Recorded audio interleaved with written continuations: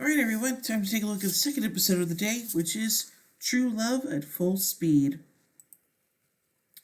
Daigo sits by the waterfront staring at Kujaku's feather. Closing his eyes, he wonders where Kujaku is. Elsewhere, Kujaku is on another rooftop, another feather falling and turning to rust as she wonders about how she needs to find the holy peacock teardrop, but she has some time left to find it.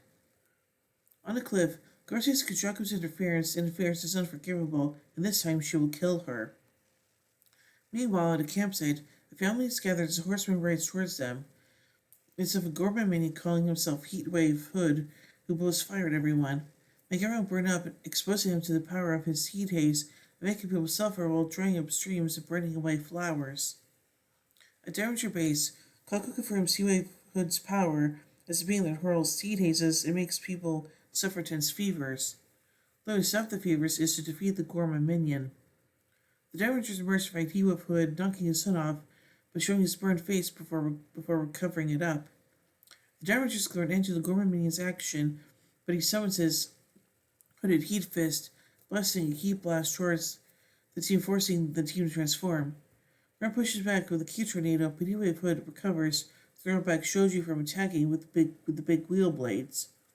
Gara appears before them and Shoji summons a gravity-inverse destruction, racing her into the air with gravity power and preparing to finish her before 10 more Rangers attacked by Kujaku, making him wonder why she's interfering.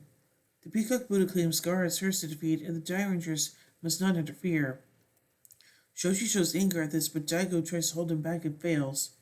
The two continue to fight as Kujaku declares her revenge. At Gara's command, Heatwave Hood uses his fire pillar reversal, slamming her to the ground, making it shake as fire pillars erupt around the team. At the base, Ri runs at Shoji, and if Shoji could have stopped Gara, it wasn't for Kujaku's interference. Shoji states he can't ever forgive Kujaku for this. Daigo says Kujaku is just trying to get revenge, but comes to defend Shoji, stating that they missed their chance to defeat Gara with this fight. Daigo states he will take responsibility for whatever happens with the Peacock Buddha. Romanor's fight keeps defending Kujaku with how she keeps interfering with her teamwork, making her wonder why she's putting her over them. But Daigo reveals suddenly that he likes Kujaku, shocking the other Die Rangers. He sees how realizing it. He fell in love with Kujaku, making it real when Daigo's lost his senses and he can't work alongside them anymore, the team leaving him. Kaga remains, saying that whether you love someone or fight alongside someone, the most important thing is to trust them. On a grassy plain, Gara sees that long before Kujaku developed her grudge against her, she had hated her, asking why and what she did to her. Gara feels a scar on her right cheek, wondering if she forgot it before knocking her away with Yo. The two fight one another, facing each other in combat before Gara blinds Kujaku with a Yo whip, knocking her down the cliff. Heatwave Hood uses another fire pillar reversal in the Peacock Buddha, Gar stating there was no escape from this attack as another feather falls from her, making the Gorma realize that her body is deteriorating from Earth's filthy polluted air. Shishi Ranger suddenly rushes to protect her and try to make her escape, but Heatwave Hood releases a red energy that sucks up both within his body, capturing both at the same time, doing Gara proud. Within Heatwave Hood, Daigo awakens, discovering Kujaku trying to see if she's alright, before realizing they have to find a way out of the Gorman minion. Kujaku realizes they're in scorching hell inside Heatwave Hood, and there is no means of escape. But Daigo confirms she had been trying to escape Mirror Master makeup for over 6,000 years, and that they shouldn't give up. Kujaku states she isn't how she used to be due to the deterioration of Earth's polluted air, which didn't exist 6,000 years ago. Daigo asks what can help her. Kujaku reveals the holy peacock teardrop to him, a legendary peacock tear that removes any impurities from the earth. When Daigo asks where it is, Kujaku states she doesn't know, making Daigo more frustrated. Kujaku says his attempt to save her is in vain, but he says even leads to his death, he never thinks of it as a useless act and that he will protect Kujaku even at the cost of his life, including finding the holy peacock teardrop. Rushing up to a wall within Heatwave Hood's body, he uses Lion Fist to start punching at the inside of the Gorman minion. At Dowager headquarters, there's word where Daigo is, but Kaku awakens from a trance, wondering if they could sense Ki preparing for battle as Daigo continues his punch assault. On the outside, Heatwave Hood had left, stating their pitiful creatures struggling for their freedom. But Gar prepares a sword, stating she can defeat the Gorm minion with Kujaku inside of him, but it's not by Ryu's flame shot preventing the attack, and learning Kujaku that someone is outside. The Damagers combat the Gorman minion, striking him down as Kujaku tells him to look at the situation, showing a vision of Daigo and Kujaku before they vanish again, and realizing they kill Heatwave Hood, they kill both Daigo and Kujaku, stating she doesn't mind it happening as another heat pill reversal is sent on the Damagers, forcing them to untransform.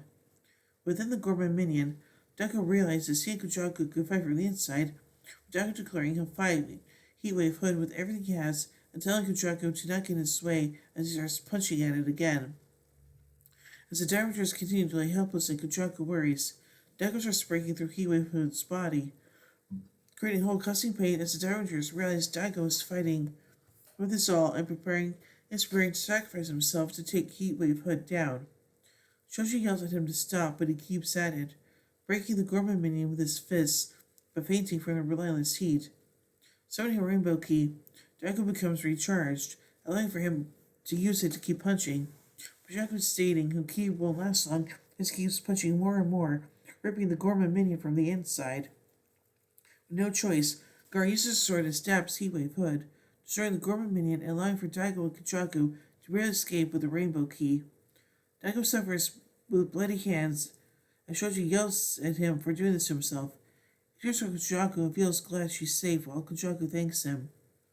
As Heatwave grows giant, Daigo tells the team to transform again, summoning Dairino and using the unhooded Heatwave Hood fights the giant mecha.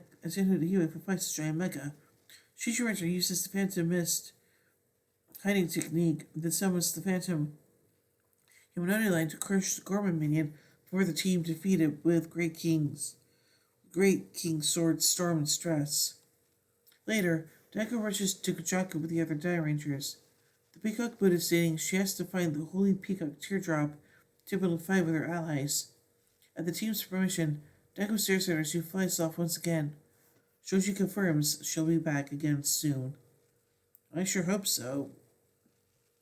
So let's take a look at a couple notes from this episode. The opening sequence is updated to include One Tiger and the Kibadayo combination following their debuts in the previous episode.